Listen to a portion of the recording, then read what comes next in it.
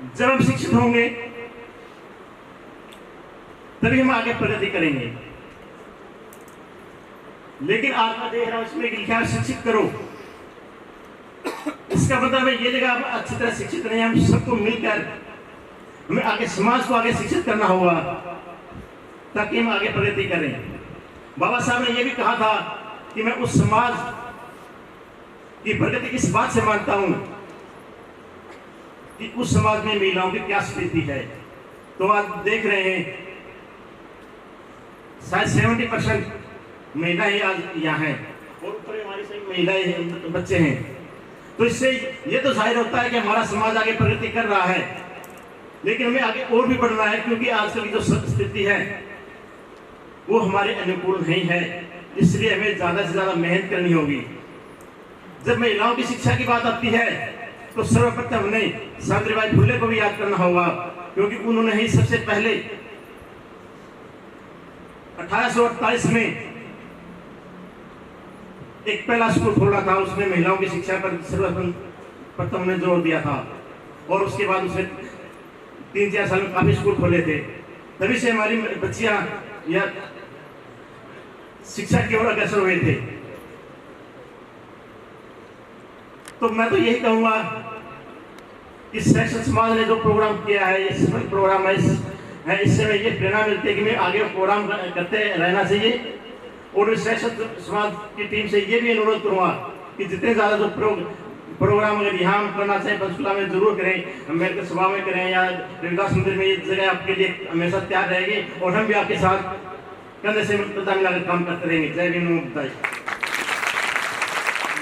सुरेश मोरका जी का इन्होंने बिल्कुल सटीक शब्दों में और कम समय में अपना वक्तव्य रखा। सभी वक्ताओं से निवेदन है कि समय सीमा में ही अपना वक्तव्य समाप्त करें। और मैं अब बुलाना चाहूँगा doctor Ramesh ji, principal government model senior secondary school Babain Kurukshetra, Sagar के फाउंडर मेंबर और कर्मठ और जुझारू श्री डॉक्टर रमेश जी। तथागत गौतम बुद्ध को नमन करते हुए बाबा साहब डॉक्टर अम्बेडकर जी को, गुरुदास जी महाराज को, कबीर महाराज को, वाल्मीकि जी को, समाज के तमाम महान पुरुषों को और उपस्थित सभी सम्मानितों को नमन करते हुए आप सभी को जय भीम, नमो बुद्धाय। मैं देख रहा हूँ कि बच्चों का ये लास्ट पीरियड है, जैसे स्कूल में पीरियड लगता है ना, तो लास्ट पीरियड में हालत ख़राब हो जाती है। और अभी मैं लास्ट के पीरियड में हूँ आपके साथ, है ना। टीचर आपकी क्लास में आता तो आप क्या करते हो? क्या करते हो सबसे पहले? बैठे बैठे करते हो? कैसे करते हो? तो खड़े क्यों नहीं हुए? खड़े होके बोलेंगे सभी बच्चे एक बार जय भीम, खड़े हो जाओ। जो बच्चे हैं इसको वही खड़े हुए। अब मेरे साथ बोलेंगे जय भीम। मैं एक हूँ, आप ज्यादा हैं, ठीक है। आपकी आवाज माइक से ज्यादा होनी चाहिए। जय भीम, बहुत जोर से जय भीम। फिर टीचर क्या बोलता है आपको उसके बाद? सिट डाउन, बैठ जाओ।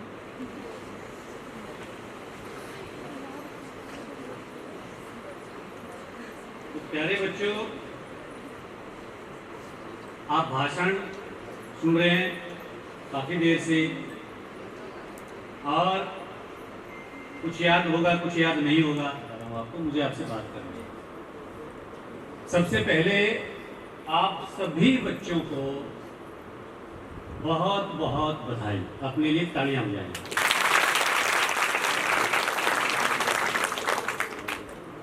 और उसके बाद आपके जो माता पिता, आपके गुरुजन हैं, उन सब को बहुत बहुत बधाई, उनके लिए भी एक बार आपका। हम आपको देख के आज बड़े खुश हो रहे हैं कि हम ऐसे बच्चों के सामने बैठे हैं जो आजकल हर माँ बाप का एक सपना होता है। आप अपने माँ बाप के और महान पुरुषों के सपने को पूरा करने वाले बच्चे हो और उन बच्चों से हम रूबरू हो रहे हैं। ये बहुत खुशी की बात है। प्यारे बच्चों, आप तो अच्छे बच्चे हो, आपको तो ऐसी बातें बताने की जरूरत ही नहीं है वैसे तो, है ना? आप तो अच्छे बच्चे हो, आप अच्छे से नंबर लेके आए हैं, पढ़े हैं, आपके माँ बाप ने आपको माहौल दिया है, आपके गुरुजनों ने आपके साथ मेहनत की है। ये सारा मौका बेटा, इसके पीछे कुछ और भी है। आपको जो दिखता है वो तो है ही है, आपको जो दिख रहा है वो तो है ही है कि आपके माँ बाप फीस दे रहे हैं, आपका टीचर आपको पढ़ा रहा है, आपका दाखिला हो रहा है, आप स्कूल में हैं, ये तो आप देख ही रहे हो, ठीक है? इसके पीछे की जो बैकग्राउंड है उसको भी आप जानेंगे, उसको आप थोड़ा सा समझेंगे, तो आपके लिए आगे का रास्ता, जो आप आगे अभी कुछ दिन बाद, थोड़े से दिन हैं, कुछ दिन के बाद आप एक जिम्मेवार नागरिक के रूप में समाज में प्रवेश करेंगे। जब आप जिम्मेवार नागरिक के रूप में समाज में प्रवेश करेंगे तो का खा ग और 1 2 3 के अलावा काफी सारी बातें आपको वहां देखनी पड़ेगी, उनको समझना पड़ेगा, कुछ को झेलना पड़ेगा, कुछ का प्रबंधन करना पड़ेगा, कुछ को मैनेज करना पड़ेगा कि कैसे करेंगे। और एक अच्छे से मैनेज हम कब कर सकते हैं, जब हमें कुछ बातें, जहां से सिलसिला शुरू हुआ है वहां से लेके कम से कम आज तक तो हमें थोड़ा सा पता रहे कि ये मामला माजरा है क्या, कहां से हुआ है। तो प्यारे बच्चों, आपके लिए स्कूल, अध्यापक और ये पूरा एजुकेशन सिस्टम जो उपलब्ध हुआ, ये शुरू से नहीं था, बिल्कुल भी नहीं था। दलितों के लिए, वंचितों के लिए ये पूरा सिस्टम उपलब्ध नहीं था, और महिलाओं के लिए तो बिल्कुल भी नहीं था, लड़कियों के लिए तो बिल्कुल भी नहीं था। चाहे वो किसी भी समाज की हैं, किसी भी जाति की हैं, किसी भी रिच परिवार की हैं या गरीब परिवार की हैं, राजा की राजकुमारी के लिए भी विद्यालय नहीं, उसके लिए भी बस ऐसा टूल ही उसको समझा जाता था, उसके लिए भी स्कूल नहीं। तो प्यारे बच्चों, ये हुआ कैसे आपके लिए? आपने माता सावित्रीबाई फुले का नाम सुना है क्या? कितने बच्चों ने सुना है? आपने नहीं सुना? चलो सुनो। माता सावित्रीबाई फुले ने, वो प्रथम महिला शिक्षिका थी भारत की, और यहाँ पे एक सिस्टम होता था जिसमें महिलाओं को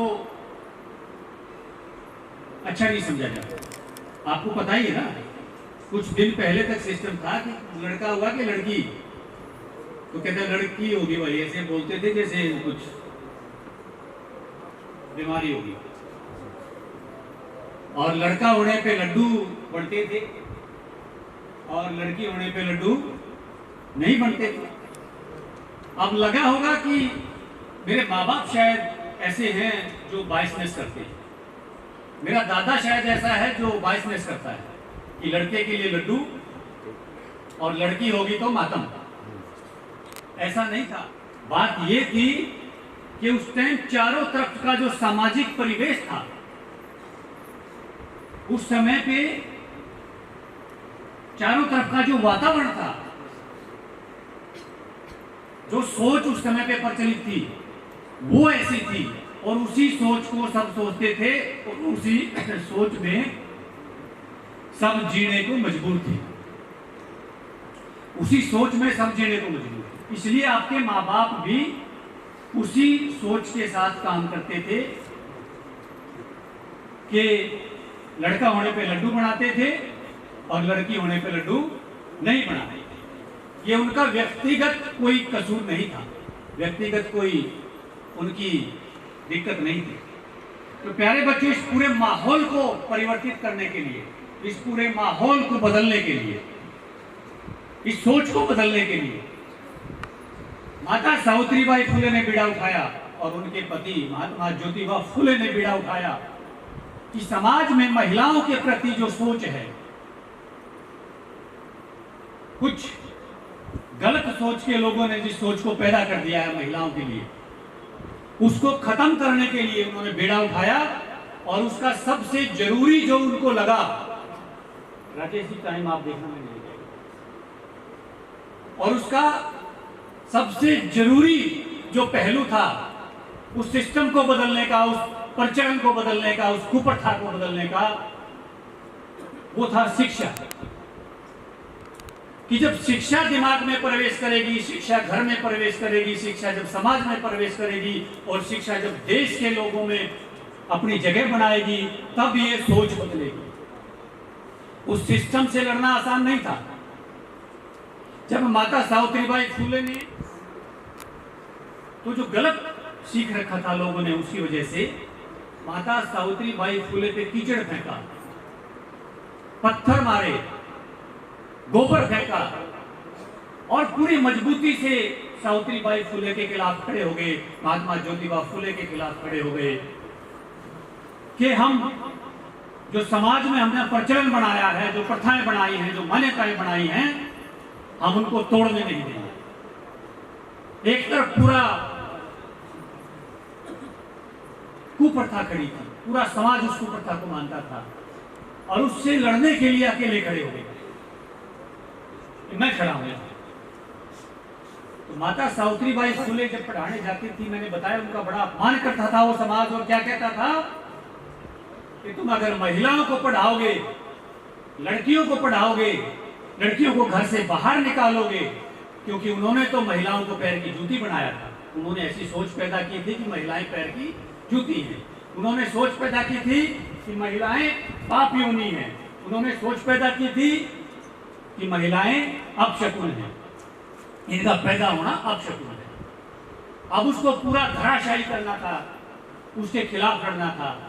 तो उन जो गलत सीख के लोग थे, उनको तकलीफ होनी वाजिब थी, जरूरी थी। उससे लड़ते लड़ते माता सावित्रीबाई फुले ने स्कूल चलाए, महात्मा ज्योतिबा फुले ने स्कूल चलाए। एक दिन जब माता सावित्रीबाई फुले का अपमान ज्यादा हो गया, वो तंग हो गई कि मैं ऐसा क्या कर रही हूं जिसके कारण मुझे इतना पानी धोना पड़ रहा है।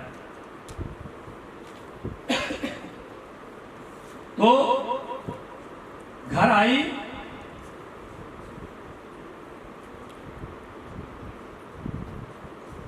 और महात्मा ज्योतिबा फुले से कहने लगी कि ये मेरे से नहीं हूं, मेरे ऊपर गोबर फेंक रहे हैं, कीचड़ फेंक रहे हैं, मुझे पत्थर मार रहे हैं, गालियां दे रहे हैं, मैं मेरे से नहीं हूं।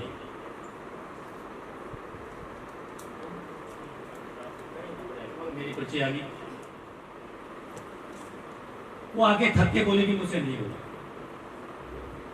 अब महात्मा ज्योतिबा फुले ने उनको समझाया कि सावित्री, अगर तुमने आज ये रोक दिया तो हजारों सालों से ये महिलाएं इस पीड़ा को झेलती आ रही हैं, और न जाने कितने और हजारों सालों तक इस पीड़ा को झेलती रहेंगी।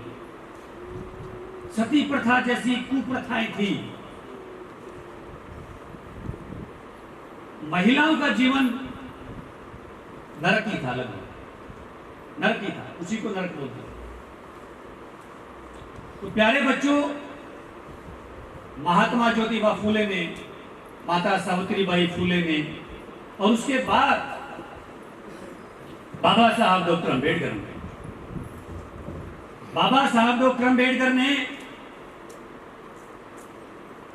ऐसा कार्य किया कि हजारों सालों से जो उन्होंने कुप्रथाओं का, गलत मान्यताओं का, गलत चीजों का जो महल खड़ा किया था, कुछ अन्यायवादी किताबें लिख के, कुछ अन्यायवादी कथाएं बना के, कुछ गैर बराबरी के उसूल बना के, कुछ गैर बराबरी के विधान बना के, जो एक पूरा दीवार खड़ी की थी उन्होंने समाज के बीच में, कि कुछ लोग अछूत रहेंगे हमेशा, कुछ लोग नीच रहेंगे हमेशा, कुछ लोग पढ़ते रहेंगे हमेशा, कुछ लोग नहीं पढ़ेंगे हमेशा, कुछ लोग तरसते रहेंगे हमेशा, और कुछ लोग मजे करते रहेंगे हमेशा। ऐसी एक बहुत बड़ा सिस्टम खड़ा किया था, और बाबा साहब डॉक्टर अंबेडकर ने अपनी कलम से और अपने संविधान से उन हजारों साल की गलत इमारत को ढहा दिया, नेस्तनाबूद कर दिया उस पूरे सिस्टम को। और बाबा साहब ने एक नया संविधान लिख के इस देश में लागू कर दिया कि आज से, अभी से पुरानी सभी मान्यताएं खत्म, पुरानी सभी बातें खत्म, और आज से सब लोग इस देश में बराबर हैं, सबको पढ़ने का अधिकार है, सबको कहीं भी जाने का अधिकार है, सबको बोलने का अधिकार है। और ये लड़ाई वहां से चलते चलते आई है कि बेटा आप आज पढ़ पा रहे, जो आप आज पढ़ पा रहे हो, आपके सामने खुला मंच है, खुला मैदान है, आप कितना दौड़ सकते हैं, कितना पढ़ सकते हैं, पूरी आपके सामने खुला मैदान है। आप अपनी मेहनत से, अपनी लगन से आगे बढ़ते रहिए। और ये अंबेडकरवाद एक टर्म है, अंबेडकरवाद। कुछ लोग फोटो को नमन करके अंबेडकरवादी समझते हैं अपने आप को, कुछ लोग फूल चढ़ा के अंबेडकरवादी समझते हैं, कुछ लोग चंदा दे के अंबेडकरवादी समझते हैं, कुछ लोग जयंती में जाके अंबेडकरवादी समझते हैं, और कुछ तो खाम खां समझ जाए, ऐसे कुछ नहीं करते फिर भी समझ लेते। तो बेटा अंबेडकरवाद का जो प्रथम सीढ़ी है उस पे आप हैं। अंबेडकरवाद का प्रथम जो सीढ़ी है वो है अपने आप को पढ़ाई के माध्यम से मजबूत करना, उस पे आप हैं। और आप सच्चे अंबेडकरवादी हैं, अपने लिए आप तालियां बजाएं। अब क्योंकि आप आगे बढ़ रहे हैं तो दूसरी सीढ़ी भी बता दूं। उससे अगली सीढ़ी है कि अंबेडकरवाद बाबा साहब के बच्चों की कुर्बानी, बाबा साहब के जीवन की जो संघर्ष की बदौलत हमें जो मौका मिला है, हम उसको केवल अपने तक केंद्रित ना रखें, अपने तक सीमित ना रखें। हम जब पढ़ लिख के नौकरी लगेंगे, हम जब पढ़ लिख के समाज में नागरिक बनेंगे, तो हम हमेशा याद रखें कि हमारे लिए किसी ने बच्चे कुर्बान किए हैं, हमारे लिए किसी ने जीवन में संघर्ष किया है, तो हम भी अंबेडकरवाद के माध्यम से, अंबेडकर के चिन्हों पे चलते हुए हम भी समाज के लिए काम करेंगे। करेंगे करेंगे कि नहीं करेंगे बताओ? करेंगे? हाथ उठा के बताओ। तो ये आपका दूसरा स्टेप होगा अंबेडकरवाद। अब एक तीसरा स्टेप, वो मुझे मना तो किया गया है वो बताने के लिए, थोड़ा सा तो बताऊंगा। तीसरा स्टेप है अपनी संस्कृति में आना। बड़ा महत्वपूर्ण स्टेप है बेटा, थोड़ा सा आपको ऊपर का मामला है लेकिन समझ जाओगे थोड़ा सा साधारण भाषा में, कि आज हमारे समाज में बाबा साहब की कुर्बानियों का फायदा उठाकर, बाबा साहब की जो व्यवस्था दी उसका फायदा उठाकर बहुत सारे लोग IAS, IPS, इंजीनियर, डॉक्टर और बहुत सारे नौकरशाह हैं, बहुत सारे बिजनेसमैन हैं। लेकिन वो एक गलत सीख अभी भी उनके दिमाग में घुसी हुई है, जिसकी वजह से वो दुश्मन के खेमे में अपना कंट्रीब्यूशन करते हैं। वो कहीं और जाके अपनी तनख्वाह का हिस्सा देते हैं, वो कहीं और जाकर अपना समय देते हैं, वो कहीं और जाके अपना जो है, जो देना होता है वो देते हैं। और अंबेडकर सभा में, अंबेडकर के मिशन में, अंबेडकर की बातों में वो नहीं आ पाते। पढ़ गए, लिख गए, नौकरी लग गई, पैसा कमाने लग गए, लेकिन एक गलत चीज सीख रखी है, उसकी वजह से वो दुश्मन के खेमे में खड़े हो जाते हैं और दुश्मन को मजबूत करने लग जाते हैं। तो आपका अपनी संस्कृति को समझना, बुद्ध की संस्कृति बराबरी की संस्कृति है, न्याय की संस्कृति है, और उसी पे बाबा साहब डॉक्टर अम्बेडकर ने 14 अक्टूबर 1956 को आपको एक संदेश दिया था। 14 अक्टूबर 1956 को बाबा साहब ने कहा था कि आज मेरा पुनर्जन्म हो रहा है। पुनर्जन्म कैसे? कि मैं उस गंदगी से, गलत मान्यताओं से, गलत धारणाओं से, जो इंसान को इंसान नहीं समझती, उसके बीच में भेद पैदा करती हैं, मैं उन सब को आज छोड़ रहा हूं और मैं एक नए जीवन में प्रवेश कर रहा हूं, जहां समानता है, बराबरी है, मैत्री है, करुणा है। मैं उसमें प्रवेश कर रहा हूं। तो आप लोगों को भी इसके बारे में जरूर सोचना पड़ेगा कि आपको गैर बराबरी की चीजों को किनारे करके बराबरी की चीजों को, बराबरी के भगवान को, बराबरी की मान्यताओं को, बराबरी के रीति रिवाजों को और बराबरी के समाज को आपने अपनाना है। आपने गैर बराबरी की चीजों को बिल्कुल भी नहीं अपनाना है, उसमें नहीं जाना। और जब आप बराबरी की चीजों को अपना लोगे तो प्यारे बच्चों, आपके लिए शिक्षा बड़ी जरूरी है। हरियाणवी बोले बिना मेरा थोड़ा सा पेट ठीक नहीं रहता, थोड़ी सी बोल लेता हूँ। प्यारे बच्चों, आप सब जानते हैं किस्मत कोई शब्द सुना है? सुना है? भाग्य कौन लिखता है? बताओ, सबको पता होगा, ऐसे करो मत, बताओ कौन लिखता है? हैं? कौन लिखता है? बता दो। ये बच्चे अम्बेडकर वाले। अभी पुरानी मान्यताओं में किस्मत लिखती थी बेमाता, बेमाता बोलते थे उसको। बच्चे को पैदा होके जब 6ठा दिन हो जाता था, 6 दिन हो जाते थे, तो ढोलक बजाते थे, रात को जागते थे। तो देखो ये हाँ भर रही है, इनको पता है ना, ये कीर्तन अभी लाई है, इनको पता है। तो उस दिन वो बैठते थे सारे रात की आज मेरे बच्चे की किस्मत लिखी जाएगी।